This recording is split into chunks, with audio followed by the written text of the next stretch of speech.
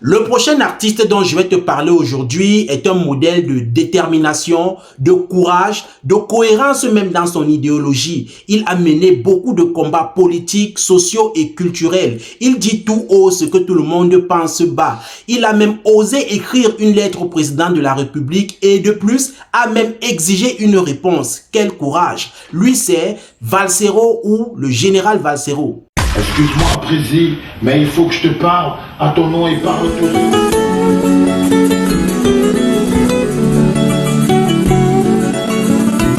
De son vrai nom Gaston Abbé, Valsero est né un 12 septembre 1975 à Marseille. Il est plutôt né d'une famille bobo ou alors aisée, mais cela ne lui a pas empêché de voir les difficultés et les inégalités sociales de la société toute entière. Compétence notoire, atteinte à la dignité du peuple et oppression, agression mentale, acte immoral, abus de confiance, l'arrogance de leurs faits n'a d'égal que leur violence. C'est au début des années 90 que Valsero commence à se frotter au mouvement hip-hop et son nom était Serval. Serval pour faire référence aux X-Men et avec le temps il va inverser Serval, ça va devenir Valser et ajouter un O pour devenir Valsero. V-A-L-0. En 1990, Valsero va donc monter son premier groupe de rap avec ses amis d'enfance. Le nom de ce groupe était Ultimatum, mais malheureusement ce groupe n'a pas fait long feu et chacun est allé de son côté. Valsero a donc continué son petit bout de chemin comme tout rappeur de cette époque-là. Il a intégré d'autres collectifs et d'autres groupes parce que je vous ai dit dans les vidéos précédentes que l'univers musical urbain de cette époque-là était constitué de beaucoup de groupes. En 1997, Valsero est contraint de mettre une pause à sa carrière pour poursuivre ses études supérieures à l'École nationale supérieure des postes et télécommunications, d'où il sera sanctionné d'un diplôme de technicien supérieur en l'an 2000.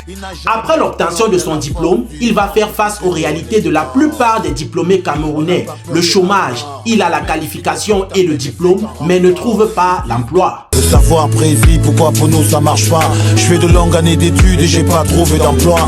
Diplômé sans emploi, Valsero a une autre passion dans sa tête, celle de la communication. C'est donc comme cela qu'il se retrouve à être animateur de radio sur plusieurs chaînes telles que RTS Radio Siantou, Satellite FM, Magique FM. Il a travaillé auprès des grands frères tels que J. Rémy Ngono, comme lui-même le dit, il a beaucoup appris auprès d'eux. En l'an 2006, Valsero va faire une rencontre qui sera déterminante pour la suite de sa carrière. Il va rencontrer un autre jeune comme lui avec qui ils ont la même philosophie. Ce jeune va rester en background de tous les projets de Valsero. Je dis bien tous ses projets. Et à partir de cet instant, quand je vais parler de Valsero, je vais parler au pluriel pour mentionner aussi ce jeune avec qui Valsero a partagé tous les moments de sa carrière. Il s'agit de Belibi Alain, plus connu sous le nom de Faucon Amenté, le créateur du label Masters of the Game.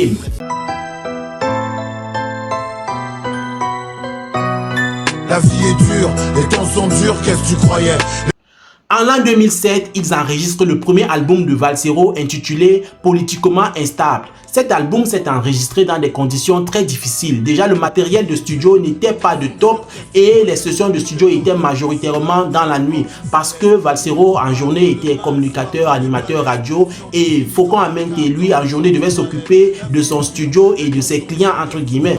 L'album est enregistré, les titres sont prêts. Maintenant, il faut trouver les capitaux pour pouvoir le promouvoir. Parce que c'est bien d'enregistrer, mais c'est encore mieux de promouvoir. Et tour à tour, beaucoup d'investisseurs, beaucoup de producteurs vont faire le tour du studio pour pouvoir écouter cet album.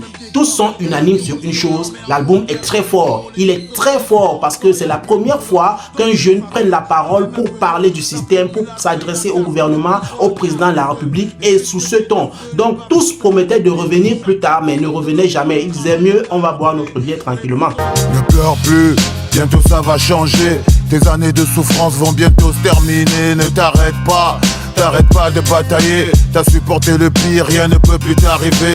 Tous ont promis de revenir pour produire cet album, mais malheureusement, personne n'est revenu, sauf une personne, Danny Scorpio. Et même, il a fallu beaucoup de démonstrations pour que lui aussi accepte de produire cet album. Je vais vous raconter la petite histoire. À ce moment, Danny Scorpio, qui se présentait comme un artiste et un producteur, était en pleine promotion de son album qu'il venait de sortir. Et c'est dans ce cadre qu'il a été reçu par l'animateur radio Valsero. Et après l'émission, Valsero va lui proposer de lui faire écouter son album album qui était en préparation, qui était déjà fin prêt et il avait besoin d'un producteur. Chose que Danny Scorpio ne va pas refuser. Danny Scorpio va écouter l'album et va même aimer. Mais seulement il ne va pas donner une réponse fixe à Valsero. Il ne va pas dire oui, j'accepte de produire l'album ou alors non, je n'accepte pas de produire l'album. Il va plutôt le convier à sa soirée dédicace, il sera son invité et il va le faire prester. Et ce soir-là, cette soirée de dédicace qui avait eu lieu à l'IFC, anciennement appelé Centre culturel français, Valsero avait soulevé tout le public, peut-être même mieux que Danny Scorpio. Et c'est à ce moment que Danny Scorpio décide véritablement de soutenir ce projet et de l'accompagner. Cet album politiquement instable est donc mis officiellement sur le marché en l'an 2008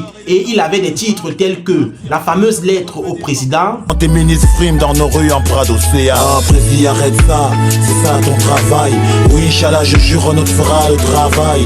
Le peuple n'en peut plus, les jeunes en ont marre. On veut aussi goûter le goût du miel, sinon on te garde. Ce pays tue les jeunes. C'est dur car ce pays tue les jeunes et les vieux ne lâchent pas prise. Il tue les jeunes, les vieux ne lâchent pas prise. C'est quand on a le pouvoir, après ça ils ne lâchent pas prise. Le blé des natures, la jeunesse crève à petit feu, tandis les vieux derrière la forteresse sous la loi de feu. La vie est dure en featuring avec le rappeur Ismo. La vie est dure, les temps sont durs, qu'est-ce que tu croyais? Les jeunes ne roulent plus sur l'or mais au bord d'une falaise. Tu veux combattre le mal, soit un coup les balaises. Sinon tu finis comme un cap dans le vent d'une baleine. Chaque goutte qui coule de la plume est un pansement pour une plaie, un calmant pour mes douleurs aujourd'hui des que plaisent. Et le titre Ne me parlez plus du Cameroun. Ne me parlez plus de ces hommes qui dirigent et qui piétinent et ces flics qui picolent et qui tirent juste pour rire. Ne me parlez plus du Fonds national de l'emploi, y a plus d'emploi, on blesse, frère, c'est la galère à tout va. Cet album a été bien accueilli par le public camerounais. C'était un succès total. La jeunesse camerounaise avait vu en Valsero celui-là même qui était capable de porter leurs problèmes sur la table et de demander des comptes au gouvernement. Et ce, pas en le caressant sur le sens du poil, mais avec autorité parce qu'il estimait qu'on en avait le droit. Il réclamait à ce que les jeunes soient de plus en plus représentés dans le gouvernement qui était à plus de 80% constitué de vieux. L'année d'après, Valsero exige une réponse à sa lettre au président de la République à travers un autre single qu'il avait intitulé Réponds. De leur donner leur chance, t'as eu ta chance, donne-nous la nôtre. Réponds à ces cris de souffrance, à ces cris de détresse, au suicide de l'espoir. Réponds, réponds, monsieur le président. Réponds, quelle est donc ta politique? Réponds, réponds, monsieur le président. Réponds, mais quelle est donc cette politique?